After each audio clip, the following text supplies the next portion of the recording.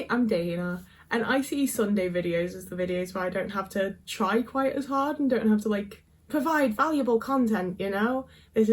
Sundays are the day where I get to just make a video because it's fun and I enjoy it and it makes me feel better a lot of the time. And I really don't feel great today, so I watch a lot of stuff. We've talked about this, you're aware. One of my special interests is movies and TV shows. I watch a lot of stuff, and everything I watch I write down in this little notebook. I have like little pages where I just write down everything I've watched, and last month was a heavy month. I watched a lot of stuff, but we're halfway through the year, so I thought it'd be fun if I went through from January to now and just gave you some of my favourites. I'm not going to list everything I've watched, just the favourites, just the things I've really enjoyed, the things that I would recommend. I get to talk about the things I've enjoyed, you know, it's a real deep dive into my special interests and giving you some of my opinions on the things I've watched. I think it'll be fun, and it gives you a good idea of the things that I enjoy, so that I can hopefully get some good recommendations, because I don't have like a big list of things that I'm going to watch next at the minute, which I normally do, and I am struggling a little bit. But yeah, let's get into it. I'm pretty sure I did a video of like everything I watched in January, and I thought I'd like dive into it a bit more, but January I didn't enjoy a lot of the stuff that I watched, to be honest with you. It was very like, well, I've watched it. And there were a few things like 28 Days Later and the new Mean Girls and With Nail and I and Their Beasts, where it's like I did enjoy those things, but I've also seen them before. I watched them largely because I didn't really enjoy the stuff I was watching all that much. One thing that I did really enjoy though was Jack of All Trades. It's a TV show from the 2000s. It's a combination of American and New Zealand like cast and workers, I think, like people working on the TV show, and it was just so funny. And like I feel like the late 90s, early noughties really nailed that sort of like fun, carefree, adventure like type of vibe, you know, with things like fucking what was that thing with Tia Carrere in where she Relic Hunter and that type of thing. It feels very similar to that for me. It felt like a real just fun little romp, you know, little adventure. I did really enjoy that. Oh, moving on to February, the first movie that I watched in February was Last Night in Soho, and that really like I might have watched it again since. I've only watched it once or twice, but it's really stuck with me, and I really massively enjoyed it. For a little rundown, it's basically a girl moves to London and starts experiencing like a time slip. You can't quite tell what's going on, and it turns out to be like a ghost story type thing, and I don't want to super spoil it, but it was just so good. Like both of the main women, I don't know their names. I think one of them was Anna Sophia Robb. I don't remember the other girl's name. Do I? It's not Abigail Brenner. But anyway, they were fantastic, really strong, really good performances. Like I really like cared about these women, you know. And Matt Smith was also fantastic, and I'm sure you can tell that the main reason I watched it was Matt Smith. I also watched the TV show Selfie, which I actually really enjoyed. It was from 2014, and it's very of its time. Like it's a real like blast from the past, kind of like for anyone that lived through that time. I keep seeing like teenagers online being like, I wish I'd been a teenager in 2014. I'm like, no you don't, honey. But this was like a fun little blast, and it stars Karen Gillan, and they try real hard to do the whole like, oh, she only cares about herself and how she looks and that she gets what she wants. She's just so self-obsessed. And honestly, for me, she had a whole bunch of autistic traits, and I like massively headcanon that character was autistic. It was just a fun show, honestly. Like it wasn't like the most well-made thing in the world, but it was fun and I enjoyed it a lot. March, I barely watched anything because I was spending the month in the US. But I did watch Singing in the Rain because we'd been to like the Warner Brothers studios and we were like in the town that it was made in, and it was, I was real excited to have like a little Hollywood moment, you know. And I honestly enjoyed it like 7,000 times more than I expected to. Like it's one of my best friend's absolute all-time favourite movies, and I've met one of the people out of it and everything, and I was like, it'll be fun because like I'm like in Hollywood. Obviously I wasn't like staying in Hollywood, I'm not rich, but we were in LA and it had been made there, and I was like, it'll be fun regardless. And I actually really genuinely enjoyed like the plot and the performances. Like obviously it's a classic for a reason, but I don't genuinely enjoy classics. I don't generally enjoy classics all that much a lot of the time, but that one really hit for me. I did really like it. I've stopped trying to be remotely professional for this. I'm getting comfy, I'm sorry. On the flight back, I watched Insidious: The Red Door, so I'm pretty sure it's the last Insidious movie that released. It came out in 2023, and I'm pretty sure that means that I've watched all of the Insidious movies now. And honestly, I don't feel like I see people talk about the Insidious movies like at all, and if they do, they're always talking about the first one and how it really scared them until they showed the monster and that it just ruined it, man. I love them. I think that it's one of the few like horror movie franchises that show the monster and have it be like a paranormal monster. It's not like, you know, like Scream or something. But like I think people are way too eager to have it be this like jump scary, like they want to be like frightened by it in that way, you know? And I feel like it's realistically a much more like psychological sort of horror type thing. And I feel like it's really a lot more based around the characters than a lot of people would like it to be per se. It feels a lot like I saw a TikTok before talking about how God, what's it called?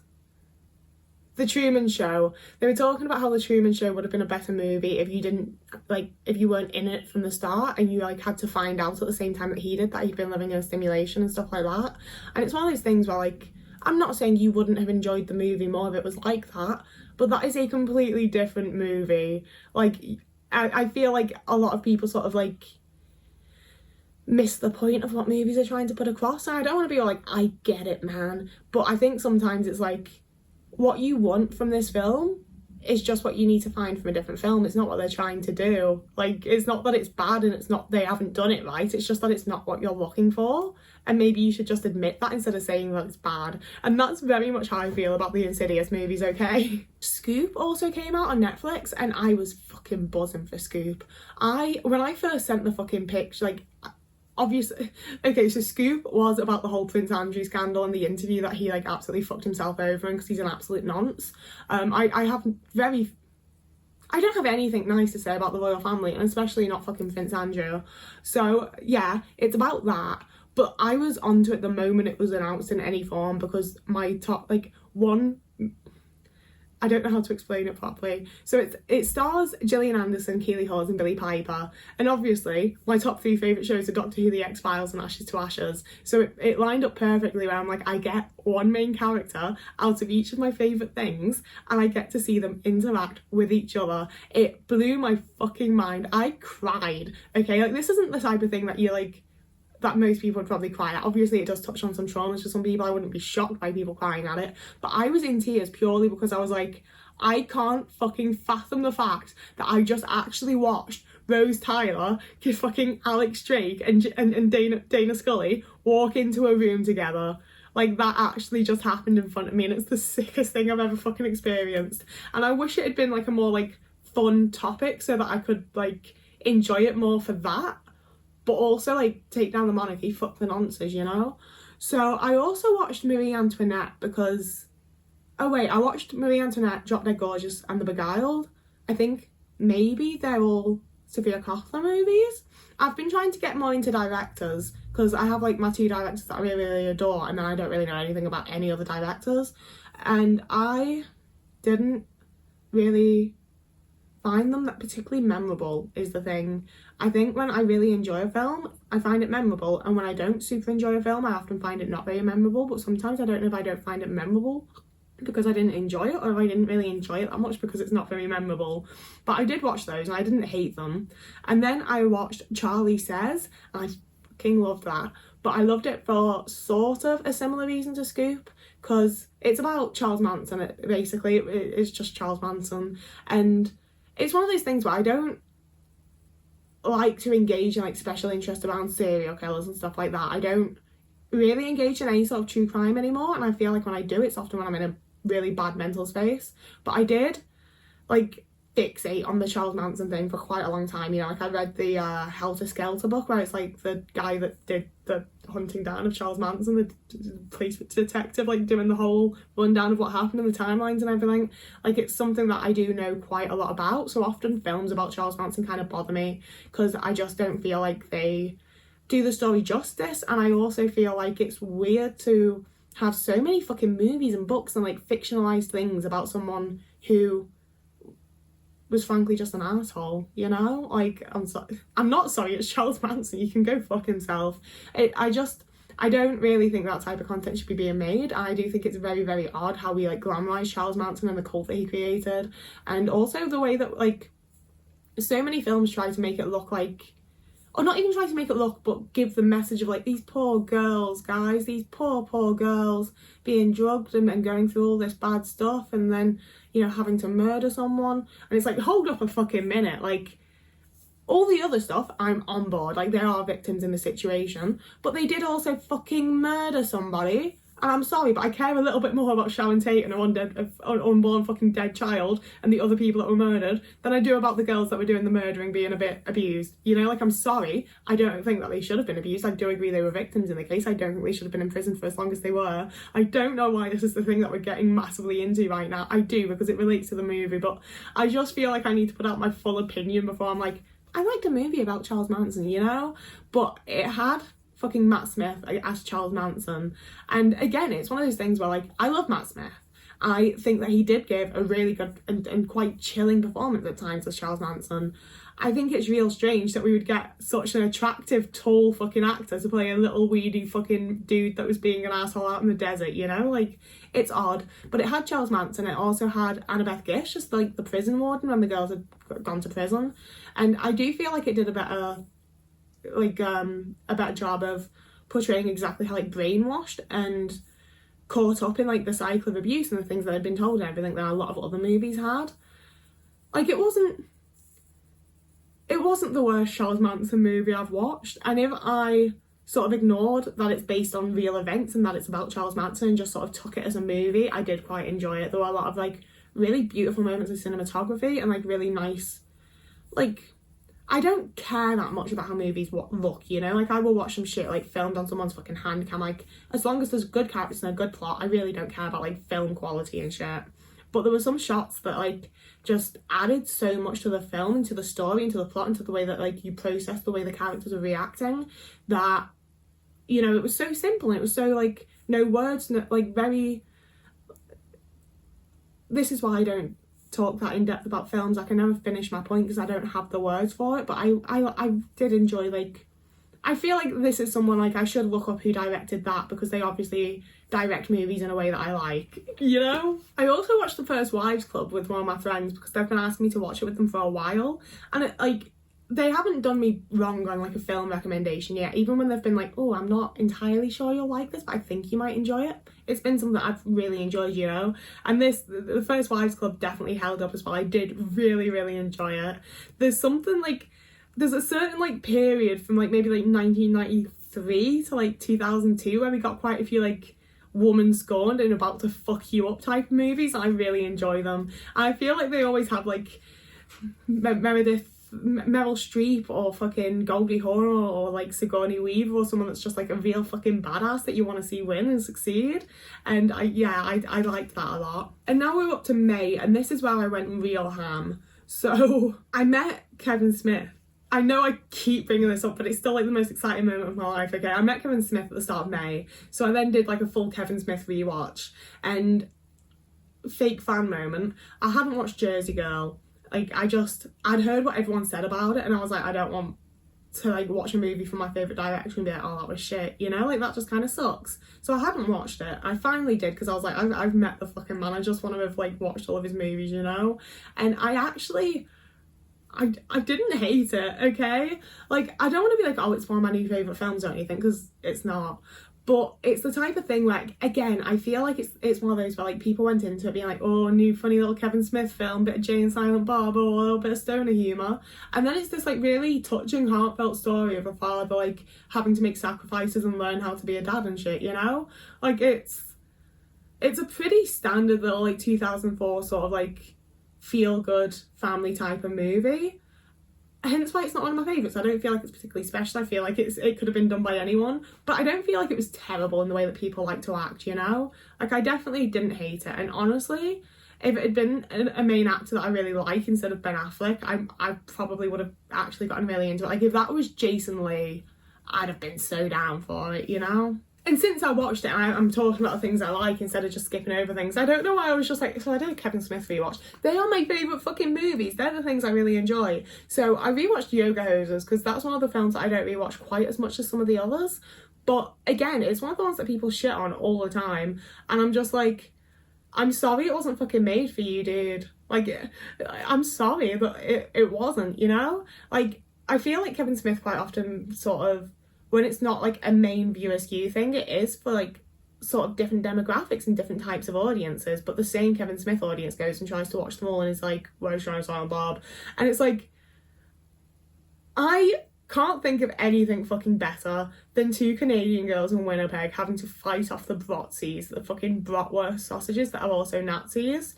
Like, it's fucking funny. Justin Long's there. It's just this little, like, absolute adventure. You don't know where it's gonna go, but you just keep going along with it, and it's so fun, and it's so funny, and there's so many little one-liners and just little moments that, like, are absolutely iconic for me. I really don't understand why it's one of the Kevin Smith films people shit on. I really like it. And I also rewatched Zack and Miri Make a Porno, which I know is a little bit, like, more, like, derivative from, like, the main Kevin Smith thing than a lot of the other movies, but it's cute, you know? And I also, like, I am kind of a sucker for Seth Rogen.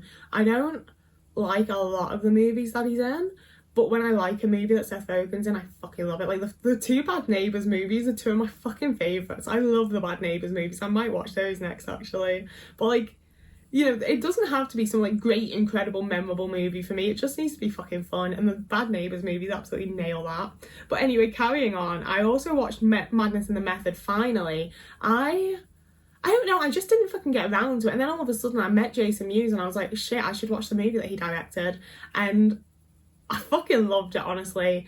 Like, I feel kind of mean saying it feels like a Kevin Smith movie, because it doesn't, you know, like, he's definitely a director in his own right, and as much as he may have, like, learned and watched Kevin over the years and figured shit out from that, it's definitely very much, like, he's made his own fucking movie, and it's brilliant. Like, I really like the plot, the performances, like, the characters. I really, really fucking like it. And, like, it's definitely some degree, like, the familiarity. It's so familiar. It feels like something, like, it doesn't feel like something I've seen before in the way that, like, it's not boring. It's not like, oh, I've seen this plot done, I've seen that done. Like, it's new and fresh and unique.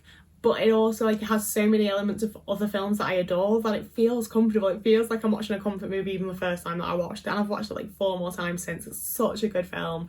I would heavily, heavily recommend it. It's so funny. He, like, becomes a method actor through reading this book, but he reads the book too quickly. Stan Lee's in it. Like, it was 10 out of 10 movie. I really fucking loved it. Oh god, so I rewatched Tusk. We've talked about Tusk. I fucking love Tusk. Every time I mention Tusk, the same person comments saying, I couldn't stomach Tusk, it was terrible. You don't need to comment, I don't care. I fucking love Tusk. I don't know why you comment that every time I bring it up you've said. Like, I'm sorry, but, like, it's such a good movie. So then I was like, I should watch some other movies with Justin Long in that are, like, horror movies, because I have watched a bunch of stuff with Justin Long and I love him a lot. Barbarian was the most horrible thing that I have ever watched. Like, to the point where I have to say that I enjoyed it, because I just had such a, like, visceral. I had a reaction to it. It's horrible.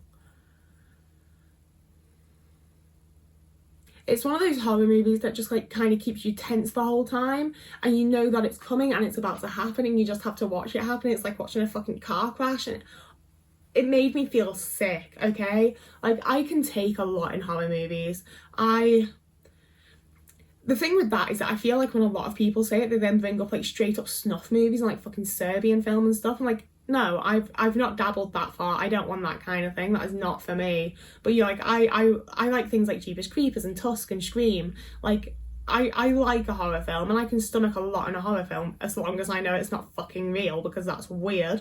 But Barbarian just had, like, a level of body horror that I I did not like it. It was horrible. I would heavily recommend it. Not one I enjoyed, but I watched Good Will Hunting for the first time, and all I want in life now is a situation where I can do the fucking Robin Williams thing and just be like, it's not your fault.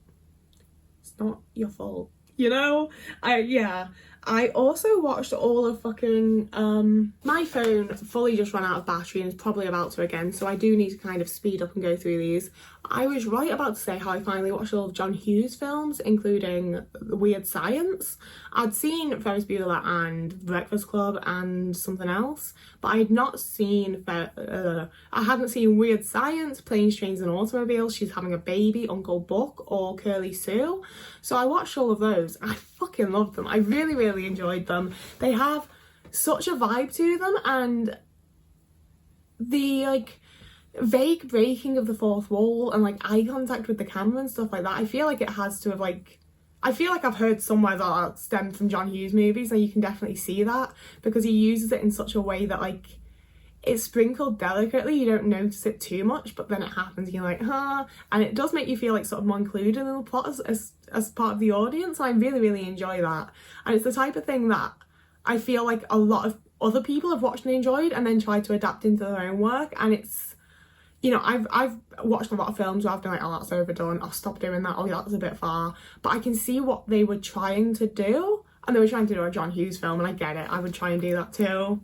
I rewatched Accepted from 2006. That was the first film that I ever saw with Justin Long, and I watched it in probably like 2009 or 2010. I wasn't very old, and I loved it. He starts like his own university for just like all of like the freaks and the misfits and the people that couldn't get in anywhere else, and they might actually succeed and everything goes well. And it's a fantastic film. I haven't watched it in probably like 5 years or so, and like some films I rewatched after a long time of not having seen them and like really sort of like glamorizing and idealizing them, I suppose, and they're not as good as I remember like at all. But this was one of those that was like better than I remembered. Like it's a really, really fucking good one. And I also like, it really amuses me that he's called fucking Bartleby in it, because Dogma, Ben Affleck.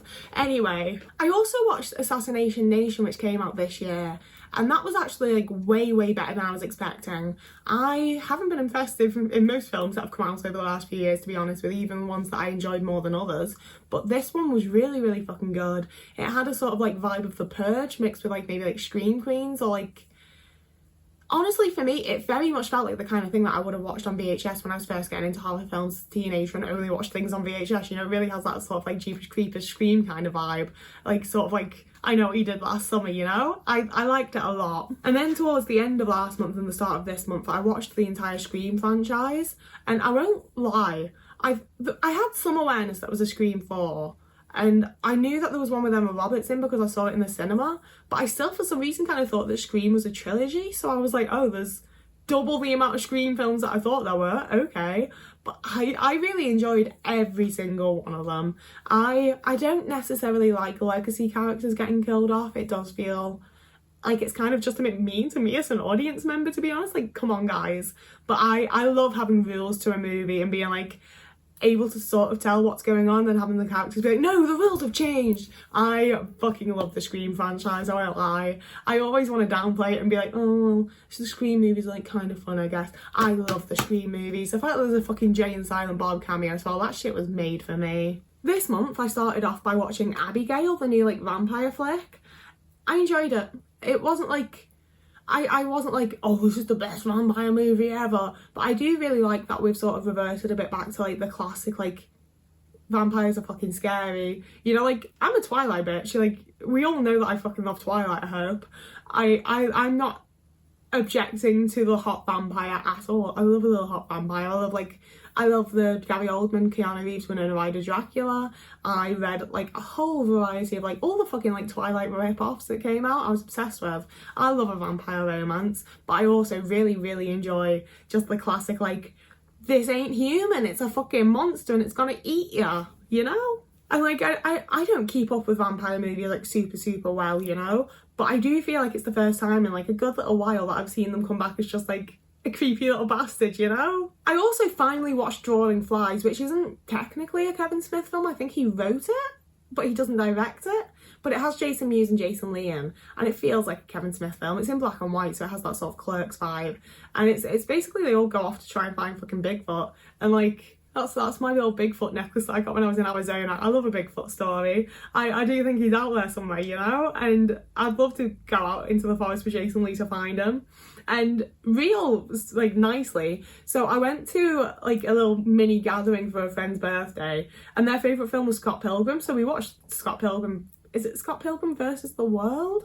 I think I saw it once as a teenager because like some scenes were kind of familiar to me, but I did not have any memory of like characters and plot and what actually went on. And I really enjoyed it. I feel like I've never seen anyone have a bad opinion about this movie, honestly, and I can see why. I don't know why anyone wouldn't enjoy it, you know? Like, I hated Scott. Like, Scott is an asshole. I could not give two shits about that man. I kind of kept hoping that one of them would actually, you know, beat fuck out of him.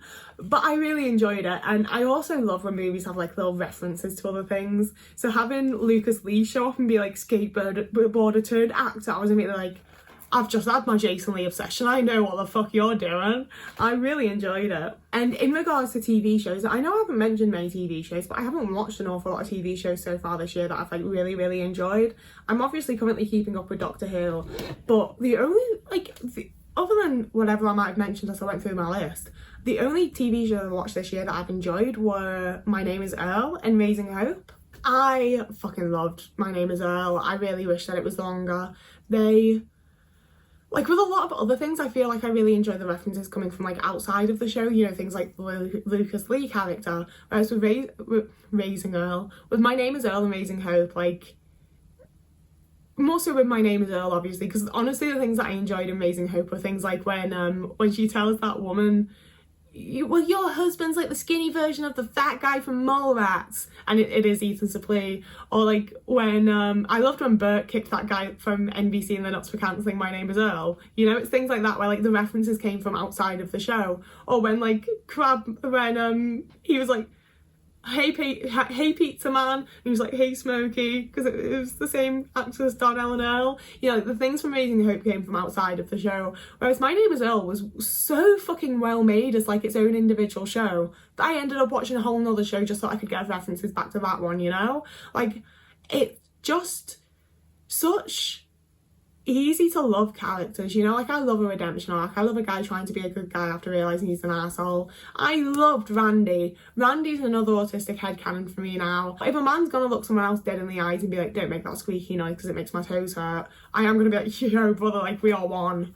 And I just love Jason Lee, man. He's one of those people that just like makes me feel all like warm and soft and fluttery inside. I just love him so much. Him and like all I think about lately are movies with him. It's Jason Lee, Jason Mewes and Justin Long. I don't care about anyone else right now. I love them so much. Yeah, so they're some of my favourite things that I've been watching. If you can recommend me anything similar, I would love to hear it. I would love to hear about things you've been watching that you've enjoyed lately, even if you don't think I'd enjoy them. I like hearing about what other people are up to and what other people like. I like just sort of like feeling like I have an awareness of what's about, you know?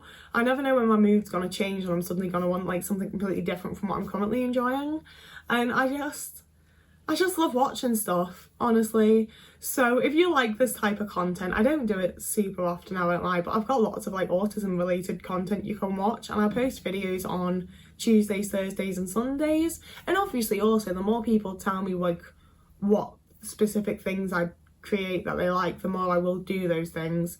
But y'all are all like really nice and are like, I'll just make whatever content you enjoy, Dana. And I'm like, okay, but what do people actually want to watch though? You can also watch more of me over on TikTok if you wanted to. I post there like pretty regularly, and I post much less regularly over on Instagram, but I feel like I post more like actually fun things. So you can follow me on those places. If you would like to help support me financially, I have Patreon and also a Ko-fi account set up. They will both be linked down below. And for anyone wondering, because I did the whole life update and then haven't done another one, I fear I might be fucked. Nowhere is going to accept me and my housemate unless we have 6 months rent. I don't know where the fuck I'm meant to find 6 months rent, and I am a little bit terrified because I can't stay here, you know? So I'll keep you updated on how it goes, but my current thoughts are probably not that fucking well. So I'm a bit petrified, but I just got to keep going and trying and applying for places. I sincerely hope that I don't end up homeless. And I know I've put it right at the bit where I'm asking for money, but it wasn't meant to be like leverage, you know? It wasn't me like trying to guilt you into it. Please do not feel like you have to donate me money for any reason at all. Like, anyone online for that matter. Like, if you haven't got it, don't donate it. If you don't want to, don't donate it. I didn't mean it to be like that, but I feel like that's how it comes across now. I'm like, here's my sob story, give me money. But it just like reminded me that I had given you all an update, and then everyone was like, oh, I hope your house viewing goes well, I hope you get a place. And I put the application and they refused us, and they told us like, no, I was going to accept you without 6 months rent. But I don't expect you to pay my rent. I'll figure it out and hopefully be okay. God, I should have done a life update at the start. I don't like this now. I'm gonna go now. I've made myself uncomfortable. I hope I didn't make you uncomfortable, because you do not have to pay me money. The whole point is that it's free. If you really want to help, watch the video again so that I get like the extra view. Go and watch a different video. I don't know. Don't donate money to me if you don't actively want to, you know? I am shutting up and going now. Whoever you are, wherever you are, I hope you're having a lovely morning, evening, day, afternoon, week, month, year, and I will see you again in a couple of days.